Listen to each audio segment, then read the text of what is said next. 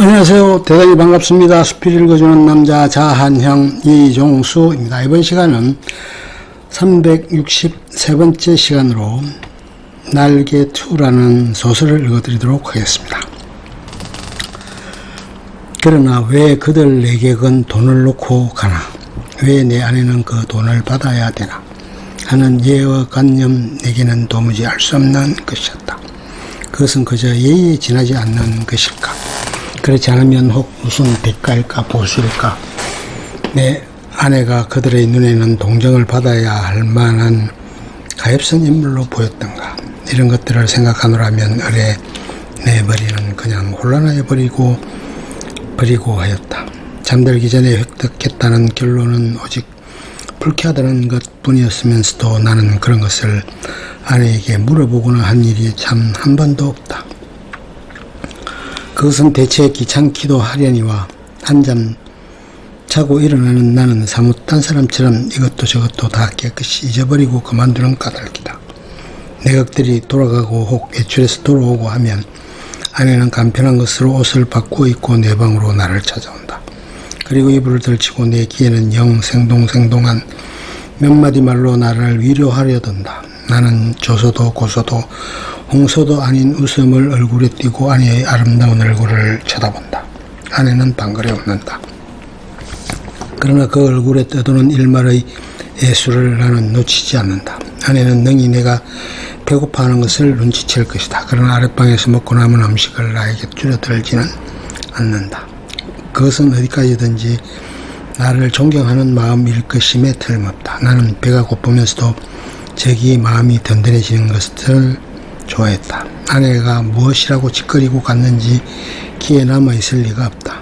다만 내 머리맡에 아내가 놓고 간 은하가 전등불에 흐릿하게 빛나고 있을 뿐이다. 금고형 벙어리 속에 은하가 얼마만큼이나 모였을까? 나는 그러나 그것을 쳐들어보지 않았다. 그저 아무런 의욕도 기운도 없이 그 단추구멍처럼 생긴 템바구니로 은하를 떨어뜨려 둘 뿐이었다. 왜 아내의 내객들이 아내에게 돈을 놓고 가나 하는 것이 풀 수 없는 어머니인 것 같이 왜 아내는 나에게 돈을 놓고 가나 하는 것도 역시 나에게는 똑같이 풀 수 없는 의문이었다. 내 비록 아내가 내게 돈을 놓고 가는 것이 싫지 않았다 하더라도 그것은 다만 그것이 내 손가락 닿는 순간에서부터 그 벙어리 주둥이에서 자취를 감추기까지의 하잘것없는 짧은 촉각이 좋았을 뿐이지 그 이상 아무 기쁨도 없다. 어느 날 나는 그 벙어리를 변소에 갖다 넣어버렸다. 그때 벙어리 속에 몇 푼이나 되는지 모르겠으나 그 은하들이 꽤 들어있었다. 나는 내가 지구 위에 살며 내가 이렇게 살고 있는 지구가 질풍실내의 속력으로 광대무변의 공간을 달리고 있다는 것을 생각했을 때 참 허망하였다. 나는 이렇게 부지런한 지구 위에서 현기증도 날 것 같고 해서 한시바삐 내려버리고 싶었다. 이불 속에서 이런 생각을 하고 난 뒤에는 나는 그 은하를 그 벙어리에 넣고 하는 것조차 귀찮아졌다. 나는 아내가 손수 벙어리를 사용하였으면 하고 생각하였다. 벙어리도 돈도 사실은 아내에게만 필요한 것이 내게는 애초부터 의미가 전혀 없는 것이었으니까 될 수만 있으면 그 벙어리를 아내는 아내 방으로 가져갔으면 하고 기다렸다. 그러나 아내는 가져가지 않는다. 나는 내가 아내 방으로 가져다 둘까 하고 생각하여 보았으나 그 점에는 아내의 내객이 워낙 많아서 내가 아내 방에 가볼 기회가 도무지 없었다. 그래서 나는 하는 수 없이 변소에 갖다 집어넣어버리고 만 것이다. 나는 서글픈 마음으로 아내의 꾸지람을 기다렸다. 그러나 아내는 끝내 아무 말도 하지 않았다. 하나쓸 뿐 아니라 여전히 돈은 돈대로 머리맡에 놓고 가지 않나. 내 머리맡에는 하나듯 하나가 꽤 많이 모였다. 내객이 아내에게 돈을 놓고 가는 것이나 아내가 내게 돈을 놓고 가는 것이나 일종의 쾌감 그 외에 다른 아무런 이유도 없는 것이 아닐까 하는 것을 나는 또 이불 속에서 연구하기 시작했다. 쾌감이라면 어느 종류의 쾌감일까를 계속하여 연구하였다. 그러나 그것은 이불 속의 연구로는 알 길이 없었다. 쾌감하고 나는 뜻밖에도 이 문제에 대해서만 흥미를 느꼈다. 아내는 물론 나는 늘 감금하여 두다시피 하여 왔다. 내게 불평이 있을 일이 없다. 그런 중에도 나는 그 쾌감이라는 것의 유무를 체험하고 싶었다. 나는 아내의 밤 외출 덤을 타서 밖으로 나왔다. 나는 그래서 잊어버리지 않고 가지고 나온 언어를 지폐로 바꾼다. 5원이나 된다. 그것을 주머니에 넣고 나는 목적지를 잃어버리기 위하여 얼마든지 거리를 쏘다녔다.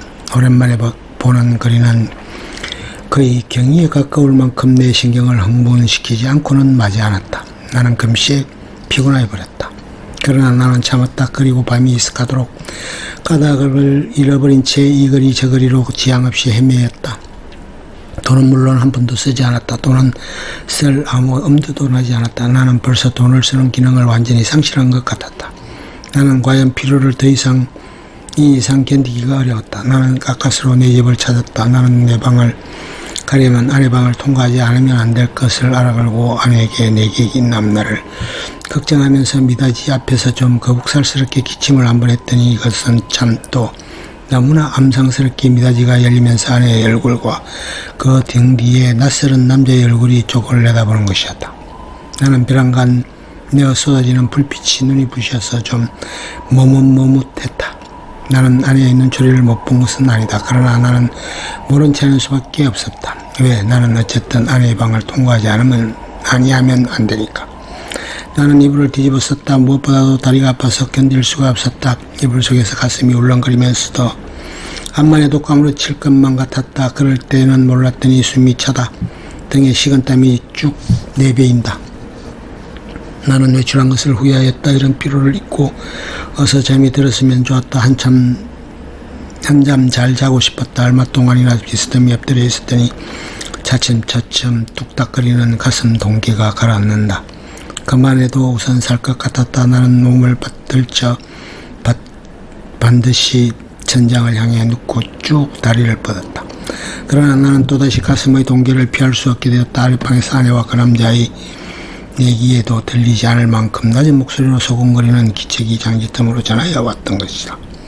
청각을 더 예민하게 하기 위하여 나는 눈을 떴다. 그리고 숨을 죽였다. 그러나 그때 벌써 아내와 남자는 앉았던 자리를 툭툭 털고 일어서면서 옷과 모자 쓰는 기척이 나는 듯 하더니 이어 미닫이가 열리고 구두 뒤축 소리가 나고 그리고 뜰에 내려서는 소리가 쿵 하고 나면서 뒤를 따르는 아내의 고무신 소리가 두 발짝 찍찍 나고 사뿐사뿐 나나 하는 사이에 두 사람의 발소리가 대문 쪽으로 사라졌다. 나는 아내의 이런 태도를 본 일이 없다. 아내는 어떤 사람과도 결코 소곤거리는 법이 없다. 나는 옥방에서 이불을 쓰고 누워있는 동안에도 혹 술에 취해서 혀가 잘 돌아가지 않는 내객들의 대화만은 들어 놓치는 수가 있어도 아내의 높지도 낮지도 않은 말소리는 일찍이 한마디도 놓쳐본 일이 없다.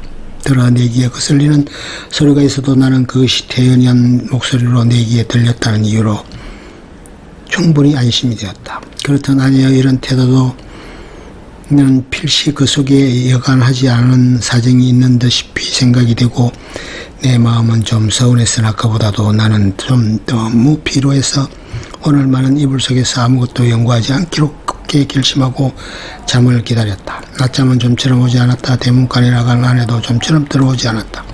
그러는 동안에 흐지부지 나는 잠이 들어버렸다. 꿈이 얼숭덜숭 종을 잡을 수 없는 거리의 풍경을 여전히 헤매었다. 나는 몹시 흔들렸다. 내 객을 보내고 들어온 아내가 잠든 나를 잡아 흔드는 것이다. 나는 눈을 번쩍 뜨고 아내의 얼굴을 쳐다보았다. 아내의 얼굴에는 웃음이 없다. 나는 눈을 비비고 아내의 얼굴을 자세히 보았다. 노기가 눈초리에 떠서 얇은 입술이 바르르 떨린다. 좀처럼 이 노기가 풀리지는 어려울 것 같았다. 나는 그대로 눈을 감아버렸다. 벼락이 내리기를 기다린 것이다. 그러나 새건하는 숨소리가 나면서 부서서 아내의 치맛자락 소리가 나고 장지를 내다치며 아내 방으로 돌아갔다. 나는 다시 몸을 돌쳐 이불을 뒤집어 쓰고는 개구리처럼 엎드려서 배가 고픈 가운데 또 오늘 밤의 외출을 또 한 번 후회하였다. 나는 이불 속에서 아내에게 사죄했다. 그것은 내 오해라고 나는 사실 밤이 퍽이나 익숙한 줄로만 알았던 것이다. 이것이 내 말 맞다나 자정 전인지는 정말이지 꿈에도 몰랐다. 나는 너무 피곤하였다. 오래간만에 나는 너무 많은 그런 것이 잘못이다. 내 잘못이라면 잘못은 그것밖에 없다. 외출은 왜 하였더냐고. 나는 머리맡에 저절로 모인 5원 돈을 아무에게라도 주어보고 싶었던 것이다. 그뿐이다. 그러나 그것도 내 잘못이라면 나는 그렇게 알겠다. 나는 후회하고 있지 않나. 나는 내가 그 5원 돈을 써버릴 수 있었던들 나는 자정안에 집에 돌아올 수 없었을 것이다. 그러나 거리는 너무 복잡하였고 사람은 너무도 들끓었다. 나는 어느 사람을 붙들고 그 5원 돈을 내어주어야 할지 갈피를 잡을 수가 없었다. 그러는 동안에 나는 여지없이 피곤해버리고 말았던 것이다. 나는 무엇보다도 좀 쉬고 싶었다, 눕고 싶었다. 그래서 하는 수 없이 집으로 돌아온 것이다. 내 짐작 같아서 밤이 어지간히 늦은 줄만 알았는데 그것이 불행히도 자정전이었다는 것은 참 안 된 일이다. 미안한 일이다. 나는 얼마든지 사죄하여도 좋다. 그러나 종시 아내의 오해를 풀지 못하였다 하면 내가 이렇게까지 사죄하는 보람은 그럼 어디 있나 한심하였다. 1시간 동안 나는 이렇게 초조하게 굴지 않으면 안 되었다. 나는 이불을 획 젖혀버리고 일어나서 장지를 열고 아내 방으로 비실비실 달려갔던 것이다. 내게는 그 이외에 의식이라는 것이 없었다. 나는 아내 이불 위에 엎드려지면서 바지 포켓 속에서 그 돈 5원을 꺼내 아내 손에 쥐어준 것을 간신히 기억할 뿐이다. 이튿날 잠이 깨어났을 때 나는 내 아내 내 이불 속에 있었다. 이것이 이 33번지에서 살기 시작한 이래 내가 아내 방에서 잔 맨 처음이었다. 해가 덜창이 훨씬 높았는데 아내는 이미 외출하고 벌써 내 곁에 있지 않았다. 아니 아내는 어쩌냐 내가 의식을 잃는 동안에 외출한 것인지도 모른다. 그러나 나는 그런 것을 조사하고 싶지 않았다. 다만 전신이 찌뿌드한 것이 손가락 하나 꼼짝할 힘조차 없었다. 책보보다 좀 작은 면적의 빛이 눈이 부시다. 그 속에서 수없이 먼지가 흡사 미생물처럼 난무하다 한다. 코가 꽉 막히는 것 같다. 나는 다시 눈을 감고 이불을 푹 뒤집어 쓰고 낮잠 자기에 착수하였다. 그러나 코를 스치는 아내의 재치는 꽤 도발적이었다. 나는 몸을 여러 번 비비꼬면서 아내의 화장대에 내려선 꼭 가지각색 화장품 병들의 마기를 뽑았을 때 풍기는 냄새를 더듬느라고 좀처럼 잠은 들지 않는 것을 나는 어찌 않을 수도 없었다. 견디다 못하여 나는 그만 이불을 걷어차고 벌떡 일어나서 내 방으로 갔다. 내 방에는 다 식어빠진 내 끼니가 가지런히 놓여 있는 것이다. 내 방에는 다 식어빠진 내 끼니가 가지런히 놓여 있는 것이다. 아내는 내 모이를 여기다 두고 나간 것이다. 나는 우선 배가 고팠다. 한 숟갈을 입에 떠 넣었을 때 그 촉감은 참 너무도 냉해와 같이 서늘하였다. 나는 숟갈을 놓고 내 이불 속으로 들어갔다. 하룻밤을 더 비었던 내 이부자리는 여전히 반갑게 나를 맞아준다. 나는 내 이불을 뒤집어 쓰고 이번에는 참 늘어지게 한잠 잤다. 잘. 내가 잠에 깬 것은 전등이 켜진 뒤다. 그러나 아내는 아직도 돌아오지 않았나 보다. 아니 돌아왔다 또 나갔는지 알 수 없다. 그러나 그런 것을 상고하여 무엇 하나 정신이 한결난다. 나는 밤일을 생각해 보았다. 그 돈 5원을 아내 손에 쥐어주고 넘어졌을 때 느낄 수 있었던 쾌감을 나는 무엇이라고 설명할 수가 없었다. 그러나 내 객들이 내 아내에게 돈을 놓고 가는 심리며 내 아내가 내게 돈을 놓고 가는 심리의 비밀을 나는 알아낸 것 같아서 여간 즐거운 것이 아니다. 나는 속으로 빙그레 웃어보았다. 이런 것을 모르고 오늘까지 지내온 내 자신이 어떻게 우스꽝스럽게 보이는지 몰랐다. 따라서 나는 또 오늘 밤에도 외출하고 싶었다. 그러나 돈이 없다. 나는 또 저녁에 그 돈 5원을 한꺼번에 아내에게 주어버린 것을 후회하였다. 또 그 벙어리를 편수에 갖다 쳐넣어버린 것도 후회하였다. 나는 실없이 실망하면서 습관처럼 그 돈 5원이 들어있던 내 바지 포켓에 손을 넣어 한번 휘둘러 보았다. 뜻밖에도 내 손에 쥐어지는 것이 있었다. 2원밖에 없다. 그러나 많아야 맛은 아니다. 얼마가 아니고 있으면 된다. 나는 고만한 것이 여간 고마운 것이 아니었다. 나는 기운을 얻었다. 나는 그 단벌 다 떨어진 골된 양복을 걸치고 배고픈 것도 주제 사나운 것도 다 잊어버리고 활기짓을 하면서 또 거리로 나섰다. 나서면서 나는 제발 시간이 화살난 듯해서 자정이어서 획 지나버렸으면 하고 조바심을 태웠다. 아내에게 돈을 주고 아내 방에서 자보는 것은 어디까지든지 좋았지만 만일 잘못해서 자정 전에 집에 들어갔다가 아내의 눈총을 맞는 것은 그것은 여간 무서운 일이 아니었다. 나는 저물도록 길가 시계를 들여다보고 하면서 또 지양없이 거리를 방황하였다. 그러나 이날은 좀처럼 피곤하지는 않았다. 다만 시간이 좀 너무 더디게 가는 것만 같아서 안타까웠다. 경성역 시계가 확실히 자정을 지난 것을 본 뒤에 나는 집을 향하였다.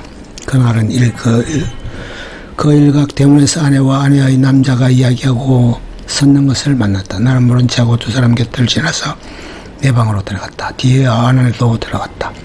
와서는 이 밤중에 평생 안 하던 쓰레질을 하는 것이었다. 조금 있다가 아내가 눕는 기척을 엿보자마자 나는 또 장지를 열고 아내 방으로 가서 그 돈 2원을 아내 손에 덥석 쥐어주고 그리고 하여간 그 2원을 오늘 밤에도 쓰지 않고 도로 가져온 것이 참 이상하다는 듯이 아내는 내 얼굴을 몇 번이고 엿보고 아내는 드디어 아무 말도 없이 나를 자기 방에 재워주었다.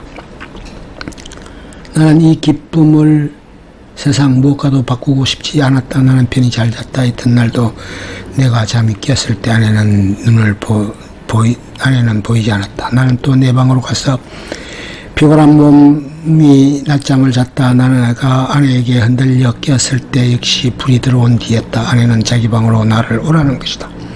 이런 일은 또 처음이다. 아내는 끊임없이 얼굴에 미소를 띠고 내 팔을 이끄는 것이다. 나는 이런 아내의 태도 이면에 인간치 않은 업무가 숨어있지는 않은가 하고 적이 불안을 느끼지 않을 수 없었다. 나는 아내의 하자는 대로 아내의 방으로 끌려갔다. 아내 방에서 저녁 밥상이 조촐하게 차려져 있는 것이다 생각하여 보면 나는 이틀을 굶었다. 나는 지금 배고픈 것까지도 긴가민가 잊어버리고 얼음얼음하던 차다. 나는 생각하였다. 이 최후의 만찬을 먹고 나자마자 벼락이 내려도 나는 차라리 후회하지 않을 것을. 사실 나는 인간 세상이 너무나 심심해서 못 견디겠던 차다. 모든 것이 성가시고 귀찮았으나 그러나 불의의 재난이라는 것은 즐겁다. 나는 마음을 탁 놓고 조용히 아내와 마주 이 회개한 저녁밥을 먹었다. 우리 부부는 이야기하는 법이 없었다. 밥을 먹은 뒤에도 나는 말이 없이 부스스 일어나서 내 방으로 건너가 버렸다. 아내는 나를 붙잡지 않았다. 나는 벽에 기대어 앉아서 담배를 한 대 피워 물었고 벼락이 떨어질 테거든 어서 떨어져라 하고 기다렸다. 5분 10분 그러나 벼락은 내리지 않았다. 긴장이 차츰 풀어지기 시작한다. 나는 어느덧 오늘 밤에도 외출할 것을 생각하고 있었다. 돈이 있었으면 하고 생각하고 있었다. 그러나 돈은 확실히 없다. 오늘은 외출하여도 나중에 무슨 기쁨이 있나 내 앞에 그저 아득하였다. 나는 화가 나서 이불을 뒤집어 쓰고 이리 뒹굴 저리 뒹굴렀다. 금시 먹은 밥이 목으로 자꾸 치밀어 온다. 메스꿨다. 끝. 좋으면 좋아요, 구독, 알림 설정 눌러주세요. 감사합니다.